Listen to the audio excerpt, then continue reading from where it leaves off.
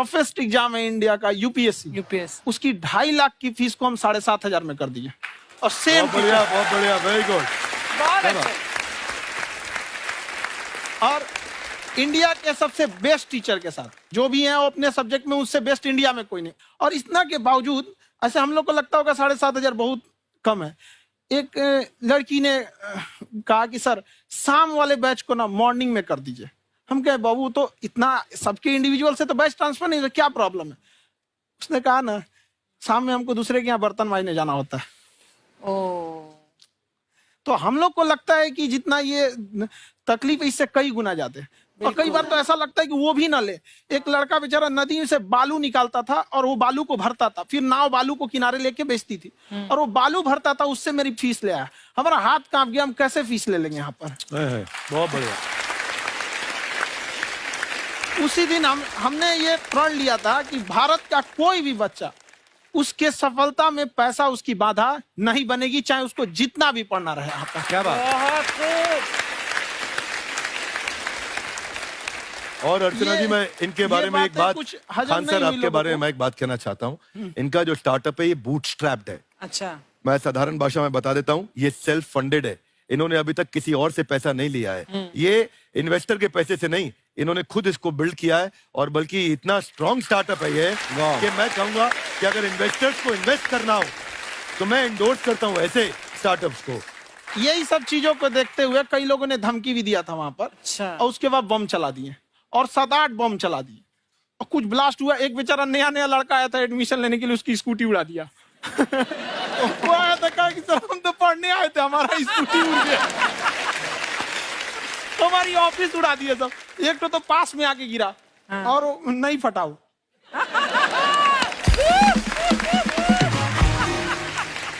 बाद में बहुत सारे लोग धमकियां दिए, लेकिन कहते हैं ना सूरज कितना भी तेज चमक ले समंदर नहीं सुखा सकता। वाह वाह वाह, क्या बात है। मैम एक्चुअली ये फीस कम करने का एक और रीजन है। 2.5 लाख 3 लाख की जो फीस में सब लोग पढ़ाई अफोर्ड नहीं कर पाते। इसलिए वो कुछ ही लोग अफोर्ड कर पाते हैं, तो उनका मेंटल लेवल तो बहुत ऊपर चला जाता है। लेकिन एक पूरे देश का मेंटल लेवल थोड़ा सा स्टेबल नहीं हो पाता। तो जब फीस कम रहेगी तो हर वो लड़का तैयारी करने के लिए आगे आएगा जिसका सपना है देश के लिए कुछ करने का। सीटें लिमिटेड हैं, उन्हें को मिलेगी, लेकिन जिन्हें नहीं मिलेगी उसे मिलेगा देश का एक जिम्मेदार नागरिक। तो इस देश को बदलना। क्या बात है। हम लोग विश्व गुरु कहे जाते थे, क्यों? क्योंकि दुनिया से लोग हमारे यहाँ पढ़ने आए थे। चाइना से ह्वेनसांग आया, फायान आया, आज कोई नहीं आता है। हम लोग का उद्देश्य एक समय आएगा जो फिर आएंगे यहाँ पढ़ने के लिए। क्या बात है सर। पर आप देखो अर्चना जी, सबसे ज्यादा आईपीएस आईएएस बिहार से निकलते हैं। आप देखो पढ़ाई लिखाई में पॉलिटिशियन बहुत बड़े बड़े निकले हैं। तो ऐसा नहीं है, हर जगह ऑप्शन भी नहीं है वहाँ पे, इंडस्ट्री नहीं है, खेती करेगा तो कोई खास वो नहीं रहे, ऑप्शन भी नहीं है। सही बात है।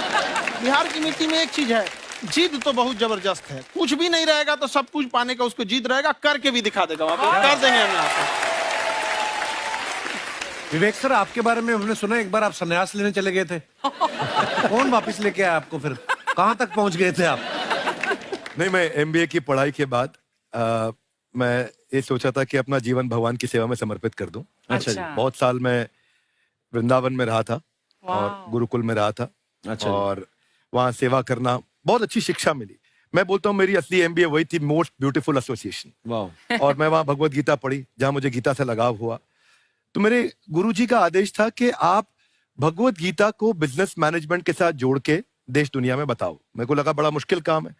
मैंने बाद में देखा कि डॉक्टर स्टीफन कॉवी, जिनकी किताब है 7 habits of highly effective people, आप सबने पढ़ी होगी, उन्होंने बोला मैंने 7 हैबिट भगवत गीता से लिए। और हमारे देश के लोग ऐसे हैं जो मेरी किताब पढ़ते हैं, जो कि 3.5 मिलियन कॉपीज बिक चुकी हैं, और भारत में भगवत गीता नहीं पढ़ते। तो मुझे लगा कि मैं गीता विद मैनेजमेंट के ऊपर आकर के बातचीत करूं। मुझे लगा बहुत कठिन होगा, पर मेरे गुरुजी का आदेश था कि कठिनाई आपको तभी तक दिखेगी जब कठिनाई को देखोगे। तो एक छोटा उन्होंने मुझे बताया, पूछा कि इस कमरे में लाल रंग कितनी जगह है, देखो आप भी एक बार जरा देख के बताओ। 7-8 जगह लाल रंग दिख रहा है यहाँ पे आपको? 1 ये 2, वो लाल रंग टी शर्ट पे 3 4 5, ये लाल हो गया 6, उधर लाल हो गया 7, एप्पल लाल, बिल्कुल ठीक 7। पर जब आप लाल रंग ढूंढ रहे थे तो क्या आपको हरा रंग दिख रहा था? Yes no? नहीं। जब आप लाल रंग ढूंढ रहे थे तो क्या आपको काला रंग दिख रहा था? Yes no? नहीं। नो। जिंदगी भी ऐसी है, जो ढूंढोगे वही मिलेगा, बाकी कुछ नहीं मिलेगा। तो उन्होंने कहा कि आप इसी सोल्यूशन पे फोकस करो और गीता के मैसेज को पहुंचाओ। तो मैं बिजनेस मैनेजमेंट के प्रोग्राम्स कॉर्पोरेट्स में करने शुरू किए, क्योंकि गीता पहला मोटिवेशनल सेमिनार जो पृथ्वी के इतिहास में कपिल जी हुआ, वो कृष्ण ने दिया था। पहले मोटिवेशनल स्पीकर इस पृथ्वी के इतिहास के कृष्ण थे, जिन्होंने अर्जुन को रणभूमि में मोटिवेट किया था। बड़ी पेशेंस कृष्ण ने अपने लीडरशिप क्वालिटी से दिखाई, वो मुझसे मुझे बड़ा इंस्पायर किया, वो चर्चा ने इंस्पायर किया और डिस्कशन ने इंस्पायर किया। तो उस डिस्कशन को मैं आज भी लेके चलता हूं अपने साथ। कहां सर, हमने सुना है आप 5 स्टार में रुके थे कल और नीचे जाके वड़ा पाव खाने गए आप रेहड़ी पे। एक्चुअली क्या है ना कि वहां जो चीजें सीखने को मिलती है ना, खाली पेट और खाली जेब इंसान को जो सिखाते हैं वो किसी यूनिवर्सिटी कॉलेज में नहीं सिखाया जाता। और गरीबी बड़ा बेशरम चीज होती है। तो कहते हैं कि मौत भी तू जल्दी आया कर गरीब के घर में, कफन का पैसा भी खर्च होता है दवाइयां खरीदते खरीदते। हाय हाय हाय, क्या बात है। और खान सर की खासियत ये है कि जिसको तो पढ़ना है, जिसको एजुकेशन चाहिए, वो तो इनका वीडियो देखते हैं, लेकिन वैसे भी कई लोग, जैसे अर्चना जी बात करी थी, कहती मैंने जब देखना शुरू किया तो मैंने बैक टू बैक इतने सारे वीडियोस देखे, क्योंकि आपका जो तरीका जो बोलने में, एक तो इनकी जो टोन है पढ़ाने में, और साथ साथ में जो ह्यूमर आता रहता है, तो उसकी वजह से और भी इंटरेस्टिंग हो जाते हैं आपके वीडियो। शुरुआत में हम लोग जब स्टूडेंट लाइफ में थे, या हम कई स्टूडेंट को भी देखते हैं, वो बेचारे जब थक जाते हैं तो आपका शो देखने लगते हैं। तो शुरू में हमको लगता था जब कि अरे यार हमारी पढ़ाई उसके लिए है, लेकिन पढ़ाई में थक जाता है, शो देख के नहीं थक जाता। हाँ। तो हमने सोचा दोनों को मिक्स कर देते हैं। तो हमने उसको, और आज आपको पता नहीं हमने भी यही किया है। मिक्स करने। हमारे एजुकेशन सिस्टम में 2 कमी है। हाँ। एक एजुकेशन की, दूसरा सिस्टम की। आप पटना से हैं ना? हाँ। हमें भी पटना पसंद है। हाँ। बस कोई पटाने वाला चाहिए। नहीं, मजाक नहीं कर रहे हैं। आपका जो चैनल है, हम दिन में 10 बार आपके चैनल को सब्सक्राइब करते हैं। दिन में 10? अरे हाँ, और बेल आइकन तो हम इतना जोर से दबाते हैं कि बाकी यूट्यूब वाले बाहर निकल के देखते हैं कि ये कौन है जिसने इनका चैनल इतना जोर से दबा दिया बेल आइकन। बुढ़िया, तो शर्म नहीं आती है? आते ही फ्लर्ट शुरू कर दिया ना तूने। तो जाते हुए करते हैं क्या? विवेक जी नमस्ते। आपसे काम था छोटा सा, कर देंगे आप? ये क्यों करेंगे? नहीं, गुरुजी हमेशा अपने वीडियो में कहते हैं कि विवेक से काम लो, विवेक से काम लो।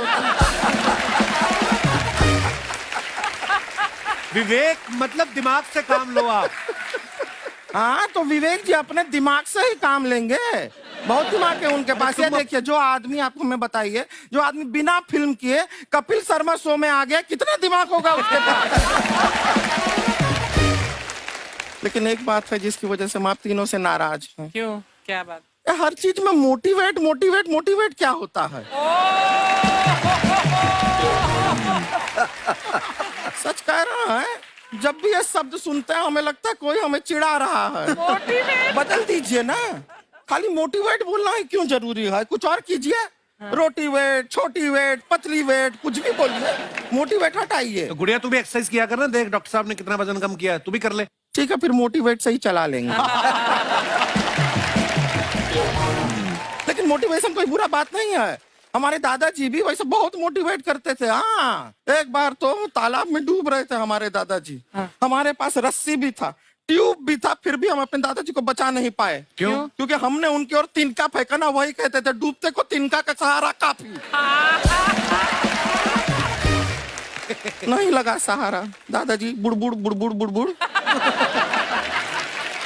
गुड़िया, तू क्या करने आई इधर? अरे हाँ, हम क्या करने आए हैं, एक पूछना था सर, खान सर, ये जो हमारा एक चाचा का लड़का है, उसको क्या है, थोड़ा पढ़ाई में प्रॉब्लम हो रहा है, तो 12वीं का पढ़ाई आप उसको अच्छी तरह करवा के 12वीं पास करवा देंगे आप?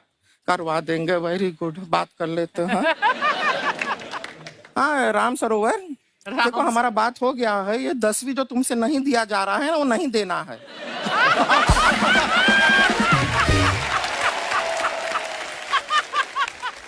टेंशन नहीं है, 10वीं का खान सर से बात हुआ, ये सीधा 12वीं पढ़ा के पास कर देंगे। अरे ऐसे नहीं होता, पहले 10वीं पास करनी पड़ेगी, फिर 12वीं होगी ना। ऐसा कोई जरूरी नहीं है ये सीक्वेंस। हमारे मौसा जी थे, उनसे ना 10वीं हुई ना 12वीं हुई, अभी 3 दिन पहले सीधा उनकी 13वीं हुई। एक्चुअली क्या है, पढ़ाई लिखाई का हमको बहुत ज्यादा नॉलेज है नहीं, गांव में पढ़े हैं ना सर। स्कूल कहाँ होते थे अर्चना जी, गांव में स्कूल नहीं था, पेड़ के नीचे पढ़ते थे हम। यहाँ तक कि हमारे पास ब्लैक बोर्ड भी नहीं था, हमारे मोहल्ले की जो भैंसिया थी उसको खड़ा करके टीचर उसके ऊपर लिख के पढ़ाती थी। मजाक नहीं कर रहे हैं। और आप तो समझ रहे हैं अभी ब्लैक बोर्ड की